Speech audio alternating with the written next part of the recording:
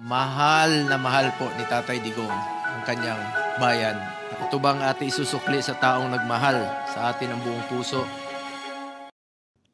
As former president, nung naging presidente po siya, he consistently championed the welfare and safety of our overseas Filipinos, such as the immediate repatriation of Filipinos in distress. Talagang tinututukan niya po ito.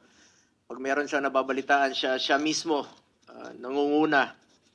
At ito pong mga provision of legal aid sa mga OFWs, reintegration support, at pag may inaapi po mga OFWs, siya talaga mismo nangunguna at nagdidesisyon na i-ban po yung pagpapadala doon dahil ayaw niya pong nasasaktan ang ating mga kababayang Pilipino. Ang hirap pong mapalayo sa pamilya, hindi po nababayaran ang lungkot ng ating mga OFWs. Pero talagang pinaglalaban po ito ni Tatay Digong.